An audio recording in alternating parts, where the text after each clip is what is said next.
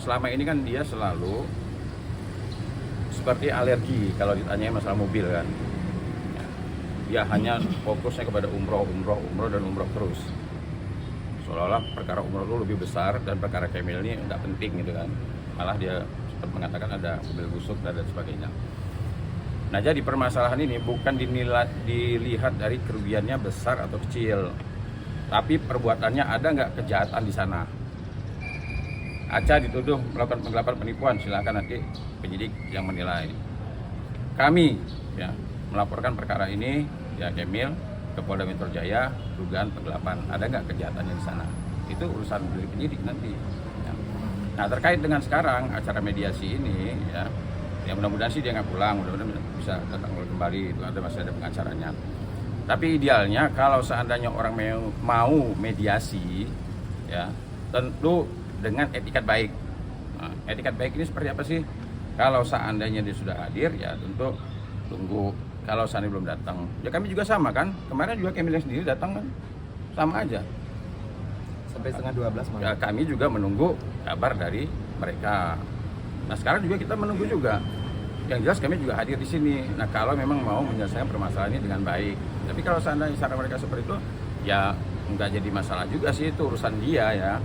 Cuma yang saya sesalkan sekali lagi ya. Kemarin saya ke Polres tuh, saya dampingi Aca. Pada saat Aca ditangkap itu, Aca ngubungin saya memang.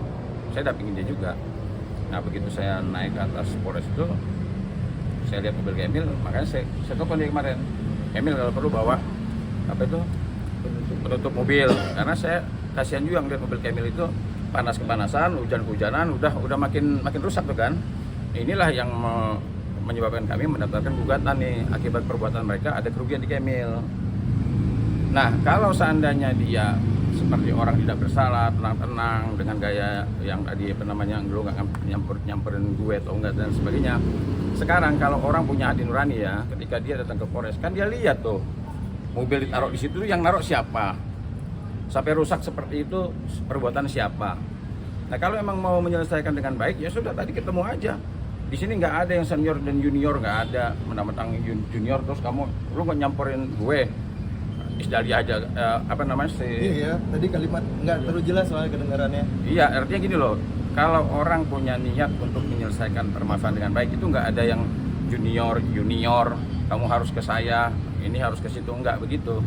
Sama-sama menunjukkan etikat baik, ayo ngobrol bareng. Tadi Kemil juga berhenti kok di situ tadi kan, sempat berhenti juga Kemil tadi kan. Nggak, artinya gini loh, Kemil jalan nggak langsung naik ke atas itu, nggak kan, berhenti juga tadi. Saya juga tadi berhenti juga di situ. Tadi kan kirain teman-teman media juga lagi wawancara dengan beliau, jadi ya udah kita biarin. Nah, jadi gitulah, jadi perbedaan antara Kemil sama Dela sama Arman itu antara bumi sama langit. Cara menyikapi ketika dia menghadapi persoalan. Aca sama Kemil jadi korban nggak? Sama Aca juga kan korban juga. Dela korban nggak? Korban juga. Arman korban juga. Tapi cara menyikapinya sangat jauh berbeda. Kemil nggak pernah tuh mendesak-desak, maksa-maksa minta jaminan. Dibayar berapa aja diambil, 2 juta diambil, sekian juta diambil, semuanya diambil. Nah kalau mereka kan enggak, sampai-sampai akhirnya Kemil berlawanan dengan Dela. Kenapa? Karena akhirnya si Aca dipaksa menyerahkan jaminan, akhirnya Aca terdesak pinjamlah mobil Kemil, diserahkanlah ke Dela sama si Arman.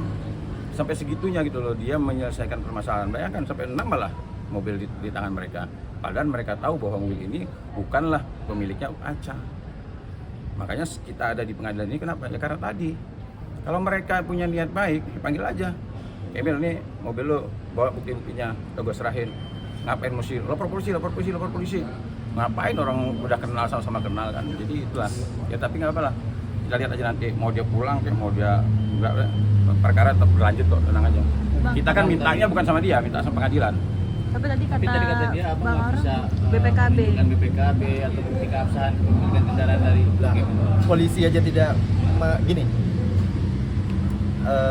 Ini kita nggak mendengar pendapat personal ya, tetapi dari pihak kepolisian sudah mengakui bahwa itu mobil saya sah gitu. Gimana kan nama di kontrak, walaupun itu belum ada BPKB-nya masih leasing, itu nama di kontrak kan jelas gitu. Jadi dan berarti dia meragukan dong keabsahan yang sudah ditandatangani. Ini ya. Kalau saya ya menilai kalau ada orang memegang barang orang lain yang dia mempertanyakan BPKB-nya, itu alasan dia tidak memberikan, menurut saya ini orang bodoh, dungu. Kenapa? Nah, kalau seandainya orang kredit kendaraan bermotor, motor atau mobil ya, roda 2 atau roda 4, dia tidak memiliki BPKB-nya, wah banyak yang bisa saya ambil ini nih. Karena dia kredit kan.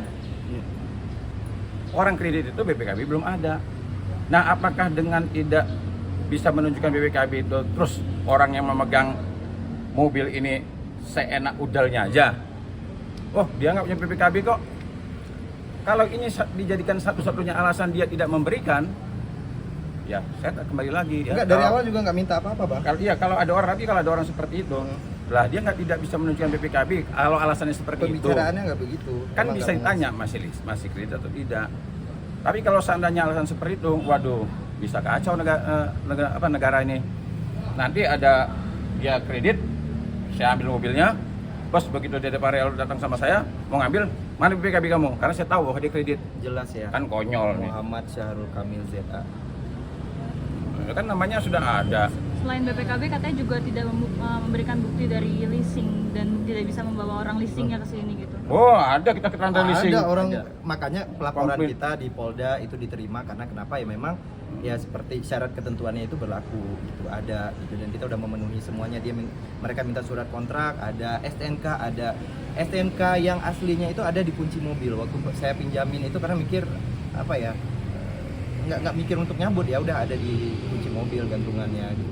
Ya karena gini ya, karena tadi dia mengucapkan hal-hal seperti itu, kalau menurut saya dia sudah kehabisan bahan. Bisa bahas. Ya, jadi mengulang ditanya hal-hal apa itu aja. dari leasing ada, leasing ada kok, ada surat keterangan dari leasing ada, Mobil baru PP. 4 bulan gimana nggak ada. PP apa namanya itu STNK ada aslinya, bahkan ada sama mereka kan. Sama Polres Metro Bekasi itu ada masih STNK di sana. Jadi mereka itu sudah kehabisan bahan. Ini kan terpaksa kan, mereka kan dipanggil nih. Selama ini kan selalu menghindar. Nah sekarang terpaksa nih, terdesak cegat teman-teman media. Mau nggak mau ya harus ada bahan lah. Dengan tadi kan yang sangat tidak masuk akal, BPKB lah, leasing lah, segala macam lah. Ya kalau seandainya nggak ada BPKB, nggak ada leasing, segala macam, bodong dong itu mobil. Jangan dia bermasalah, Kemil sudah bermasalah duluan, gitu kan. Ya, dan tadi juga Dela dan Arman memastikan bahwa ini bukan karena untuk mediasi, tapi karena panggilan. Dalam arti Iya, tidak nggak mau ada niat. mediasi dia. Iya nggak apa-apa. Orang kan saya juga bilang. Kelihatan kan maksudnya Kita- kenapa Ya nggak, saya juga bilang gini, kita juga minta ganti rugi nggak sama dia, udah pengadilan. Saya juga nggak ngundang dia, ya kan?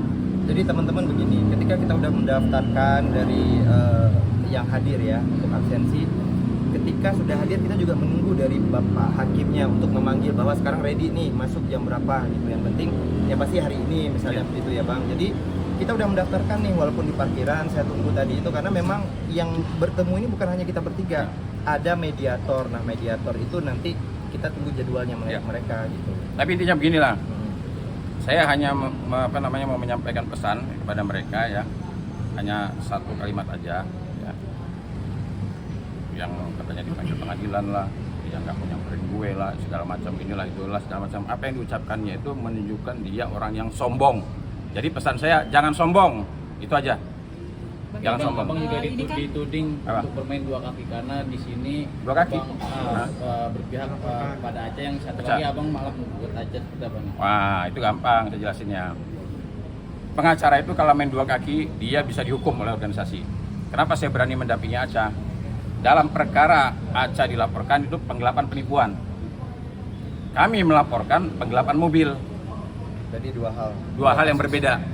Kecuali kalau seandainya saya mengatakan dalam hal umpamanya, saya pernah mengatakan nggak bahwa Aca itu bersalah harus dihukum? Pernah nggak saya mengatakan seperti itu? Nggak pernah. Kalau umpamanya saya membela Kemil nih, yang nggak boleh nih ya. Ketika saya membela Kemil, saya mengatakan Aca bersalah. Begitu saya jadi pengacara Aca tidak bersalah. Itu nggak boleh, konflik in interest. Tapi saya dalam menangani perkara Kemil, saya katakan bahwa Aca itu sebagai saksi, dia tidak bersalah. Dalam perkaranya si Aca saya dampingin, saya katakan Aca tidak bersalah. Jadi artinya satu suara. Perkara Kemil saya mengatakan Aca tidak bersalah, perkara Aca saya mengatakan Aca tidak bersalah. Itu namanya bukan konflik. Kalau konflik itu, saya jadi pengacara Kemil ya, saya jelas ini. Ketika saya jadi pengacara Kemil, saya bilang, oh Aca bersalah tuh harus dihukum. Begitu saya jadi pengacara Aca, oh Aca tidak bersalah. Itu namanya konflik interest, berbenturan kepentingan. Tapi kenapa waktu di Polda saya, waktu saat Kemil di BAP saya mengatakan begini, Aca itu sebenarnya saksi. Kenapa? Saya bukan hanya asal ucap aja ya, asbun aja, saya enggak. Setelah saya analisa, saya pelajari, Aca itu satu-satunya saksi yang menguatkan laporan kami. Kenapa? Yang mengetahui mobil itu diserahkan ke mereka, Aca. Yang mengetahui mobil itu belum dikembalikan, Aca. Ketika kita tanya sama si Aca, Aca mengatakan hal bahwa saya belum menerima mobil. Nah kemudian begitu kita cek, kita laporkan, ternyata mobil itu ada di tangan mereka. Berarti Aca ini adalah saksi kuat yang benar-benar mendukung laporan kami. Nah di situ saya melihat kenapa saya mau jadi pengacaranya Aca. Nah saya lihat Aca ini memang tidak ada niat dia untuk melakukan kejahatan. Contoh, baik sama dia maupun Arman, kerugian mereka, Aca sempat bayar kok 125 juta. Plus memberikan jaminan. Kerugian apa lagi dia sekarang? Saya tanya, kerugian apa? Dan perlu diingat ya, Dela itu mau ikut umroh itu dia selalu minta endorse. Makanya bayarannya nggak sesuai.